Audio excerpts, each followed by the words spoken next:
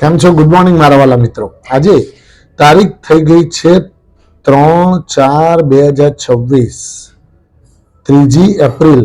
મિત્રો, ગઈકાલે દાદાનો જન્મદિવસ આપણે બધાએ ઉજવ્યો. આજે 3 તારીખ અને શુક્રવારનો દિવસ.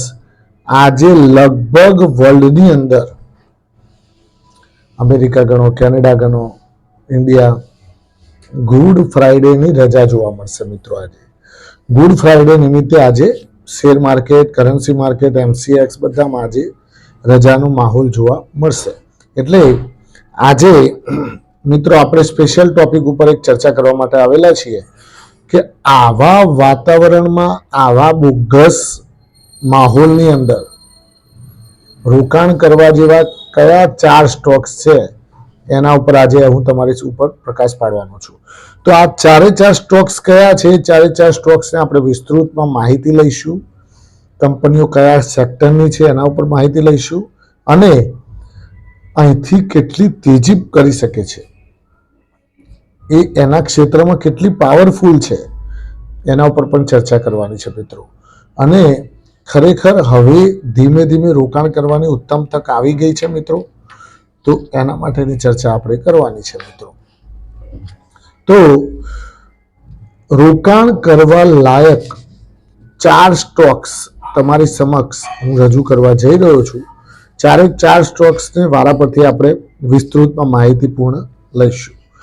એમાં 4 સ્ટોકમાંથી આપણે સર્વપ્રથમ શુભ શરૂઆત કરીએ પહેલા નંબરના સ્ટોક્સથી.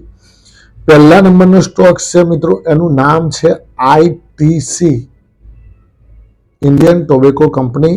ITC કંપની FMCG સેક્ટરની કંપની છે મિત્રો. કરંટ ભાવ એનો ચાલી રહ્યો છે. આ FMCG સેક્ટરની જોરદાર કંપની કહી શકાય મિત્રો. એનું માર્કેટમાં એનો શેરનો ભાવ ચાલી રહ્યો છે 292 રૂપિયા. 52 વીક લો છે મિત્રો 287 રૂપિયા અને 52 વીક હાઈ કેટલો છે? 444 રૂપિયા. અને આનું માર્કેટ કેપની વાત કરીએ તો 3,66,925 કરોડ રૂપિયાનું માર્કેટ કેપ ધરાવે છે. બીજું મિત્રો, ROE આની 28.30 છે. ફેસ વેલ્યુ 1 રૂપિયાની છે. ડિવિડન્ડ yield આની 4.84ની છે. એટલે 5% જેટલું લગભગ ડિવિડન્ડ આપે છે. આ ડિવિડન્ડ yield એટલે શું તમને સમજાવી દઉં. ડિવિડન્ડ yield મતલબ જેટલી ટકા બતાવે એટલું યરલી તમને એટલી મૂડી ઉપર તમને વ્યાજ મળે. આ એનો સીધો ને સિમ્પલ અર્થ કહેવાય.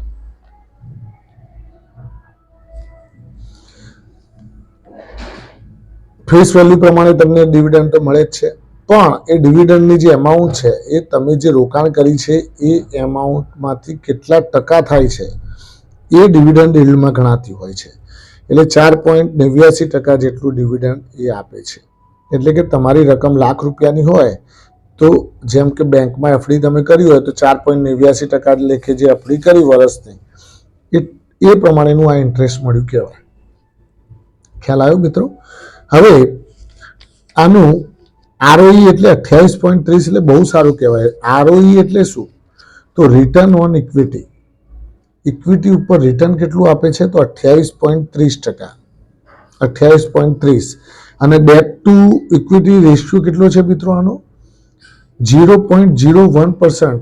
આને દેવું જ નહીં, દેવા મુક્ત કંપની કહી શકાય. નિગ્લિજિબલ, નેગોશિયેબલ. 0.01 એટલે કશું ના કહેવાય. હવે FII ના બધા ડેટા જોઈ લે તો FII નું 36.11% હોલ્ડિંગ છે. DII નું 32.72% હોલ્ડિંગ છે. મ્યુચ્યુઅલ ફંડનું 16.17% હોલ્ડિંગ છે અને રિટેલનું 16% હોલ્ડિંગ છે મિત્રો. એટલે આ વાત થઈ ગઈ ITCની. હવે બીજા નંબરનો સ્ટોક્સ આપણે લઈએ. બીજા નંબરનો સ્ટોકનું નામ છે એ પણ ટાઈગર છે મિત્રો. એ પણ રોકાણ કરવા લાયક, લાંબા ગાળા માટે ખૂબ જ બેનિફિશિયરી. આ બધા સ્ટોક્સ ખૂબ જ પાવરફુલ સ્ટોક્સ છે મિત્રો. બીજા નંબરનો સ્ટોક છે એનું નામ છે રિલાયન્સ ઇન્ડસ્ટ્રીઝ, જે એશિયાની ટોપમોસ્ટ કંપનીમાં નંબર આવે પ્લસ ભારતમાં પણ ટોપમોસ્ટ કંપનીઓમાં એનો નંબર આવે. ઓઇલ, આનું સેક્ટર કયું લાગશે મિત્રો? જેમ આઈટીસીમાં આપણે એફએમસીજી સેક્ટર હતું એ પ્રમાણે રિલાયન્સમાં મિત્રો 3 સેક્ટરો લાગશે. ઓઇલ એન્ડ ગેસ, બીજા નંબરનું ટેલિકોમ, ત્રીજા નંબરનું રિટેલ. કારણ કે આ કેમ 3 સેક્ટરનું નામ દીધું? કારણ કે જુઓ, રિલાયન્સ જે મેન એનું જે કામ છે ઓઇલ એન્ડ ગેસનું, O2C, oil and chemical. Okay, બીજું ટેલિકોમ, રિલાયન્સ જીઓ પણ એનું જ છે, એટલે એનું પણ અંદર મર્જ છે. ત્રીજા નંબરનું છે રિલાયન્સ રિટેલ, એનું પણ અલગ લિસ્ટિંગ કરાવવામાં આવશે, પેલાનું પણ અલગ લિસ્ટિંગ, બધાનું લિસ્ટિંગ અલગ અલગ થશે. એટલે જોરદાર આનું થવાનું છે મિત્રો. આનો કરંટ ભાવ ચાલે છે 1350 રૂપિયા. 52 વીક લો છે 1114 રૂપિયા. 52 વીક હાઈ છે 1611 રૂપિયા. આનું માર્કેટ કેપની વાત કરીએ તો 18,28,000 કરોડનું માર્કેટ કેપ છે. ROE કેટલી છે મિત્રો આની? રિટર્ન ઓન ઇક્વિટી 9.47, થોડી ઓછી છે મિત્રો. હમણાંથી રિટર્ન બહુ આપ્યું નથી એણે ઇક્વિટી ઉપર. Dividend yield 0.41%. ડિવિડન્ડ પણ બહુ જાજુ આપતા નથી, 0.41% છે. આખા વર્ષની તમારી રિલાયન્સમાં ₹1,00,000 મૂડી રોકી હોય તો 0.41% વ્યાજ મળે, આ એનો અર્થ થાય. ફેસ વેલ્યુ એની ₹10 છે મિત્રો. અને ડેટ ટુ ઇક્વિટી રેશિયો 0.43, એટલે નહીં કે બરાબર, એટલું બધું કંઈ દેવું ન કહી શકાય. 0.43 એકની અંદર હોય એટલે વધારે સારું મિત્રો, કોઈ ચિંતાનો વિષય નથી. એક ઉપર હોય તો ચિંતા નહીં, તો ભાઈ અમુક સેક્ટરમાં પૈસાની જરૂર પડે એટલે એ તો દેવું તો કરવું પડે, એની બહુ હાઈ નહીં કરવાની. હવે આનું પ્રમોટર હોલ્ડિંગ છે 50%. એફઆઈઆઈનું ડેટા છે 19.09%. રિટેલ ઇન્વેસ્ટરનું છે રોકાણ 10.73%. ડીઆઈઆઈ 10.6% અને મ્યુચ્યુઅલ ફંડ 9.52%. આ વાત થઈ ગઈ રિલાયન્સ ઇન્ડસ્ટ્રીઝની. હવે ત્રીજા નંબરનો સ્ટોક્સ મિત્રો, એનું નામ છે વેદાંતા લિમિટેડ. વેદાંતા લિમિટેડમાં એનું સેક્ટરની વાત કરીએ તો આમાં 3-4 સેક્ટર આવી જાય મિત્રો. ઓઇલ એન્ડ ગેસ, મેટલ એટલે કે એલ્યુમિનિયમમાં આવશે, એનર્જી પણ ઉત્પન્ન કરે છે, નેચરલ રિસોર્સિસ એ પણ એનું કામકાજ છે મિત્રો. એટલે આનું તો બધાનું અલગ અલગ હજી તો ટુકડા કરવાના છે. 5 કંપનીઓમાં અલગ અલગ ડિવાઈડ થશે. લગભગ આ મહિનામાં કે આવતા મહિનામાં ગમે ત્યારે એનાઉન્સમેન્ટ આવી જાય મિત્રો. 687 રૂપિયાનો ભાવ છે, 363 રૂપિયાનો 52 વીક લો છે અને 769 રૂપિયાનો 52 વીક હાઈ છે. માર્કેટ કેપની વાત કરીએ તો 2,68,000 કરોડનું માર્કેટ કેપ ધરાવે છે. ડિવિડન્ડ yield પણ 6.32%નું મોટું ડિવિડન્ડ yield છે. સૌથી સારું ડિવિડન્ડ yield કહેવાય. તમે ₹1,00,000 રિલાયન્સમાં વેદાંતામાં રોક્યા હોય તો 6.32% તમને વાર્ષિક ઇન્ટરેસ્ટ મળે છે, એનો મતલબ આ થાય. Return on equity 21.14%. Promoter holding 56.38%. રિટેલનું હોલ્ડિંગ છે 16%. પછી એફઆઈઆઈનું 12% અને મ્યુચ્યુઅલ ફંડનું 8.3%. આ પ્રમાણેનું હોલ્ડિંગ છે. ડેટ ટુ ઇક્વિટી રેશિયો 2.92 છે મિત્રો. એટલે થોડું દેવું છે પણ સામે આવક પણ ધમધોકાર છે. કંપનીઓ પણ બહુ મસ્ત ચાલી રહી છે. એટલે વેદાંતા એ પણ એક સારું બેટ કહી શકાય લાંબા ગાળા માટે. અને ચોથા નંબરનું છેલ્લી કંપની મિત્રો, એનું નામ છે હિન્દાલ્કો. હિન્દાલ્કો કંપની 916 રૂપિયાનો કરંટ ભાવ ચાલી રહ્યો છે.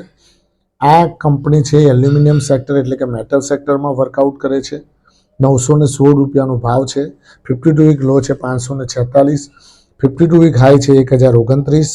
માર્કેટ કેપ 2,06,000નું છે.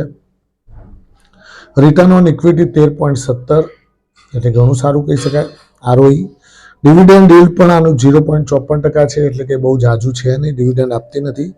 ડેટ ટુ ઇક્વિટી રેશિયો 0.56 છે, એટલે એકની અંદર, એટલે ઘણું સારું કહી શકાય મિત્રો. પ્રમોટર હોલ્ડિંગની વાત કરીએ તો 34.64%નું પ્રમોટર હોલ્ડિંગ છે. એફઆઈઆઈ 33.78%, મ્યુચ્યુઅલ ફંડ 13.27%, ડીઆઈઆઈ 10.83%, 10.03%, અને રિટેલ ઇન્વેસ્ટર 8.28%. આ 4 કંપનીઓ મિત્રો પોતપોતાના ક્ષેત્રમાં એકદમ પાવરફુલ કંપનીઓ છે, અને આ 4 કંપનીઓ ભવિષ્યમાં જ્યારે પણ બજારમાં ટર્ન અરાઉન્ડ સ્ટોરી આવી ત્યારે આ 4 સ્ટોક્સ તમને સારું એવું રિટર્ન પણ આગળ જતા આપી શકે છે. Thank you very much. ખૂબ ખૂબ આભાર. આજનો વિડીયો તમારા નોલેજ માટે બનાવેલો છે. તમારે રોકાણ કરવું એ તમારા હાથની વાત છે. તમારા ફાઇનાન્શિયલ એડવાઇઝરને પૂછી અને પછી જ રોકાણ કરવાનો પ્રયત્ન કરજો, અને બને ત્યાં સુધી ડીપ મળે ત્યારે રોકાણ કરજો. Thank you. ખૂબ ખૂબ આભાર. આજનો દિવસ તમારા માટે શુભ રહે, લાભદાયી, ફળદાયી રહે એવી માય પ્રોફિટ પોઈન્ટ ચેનલ વતી આપ સૌને શુભકામનાઓ. Thank you.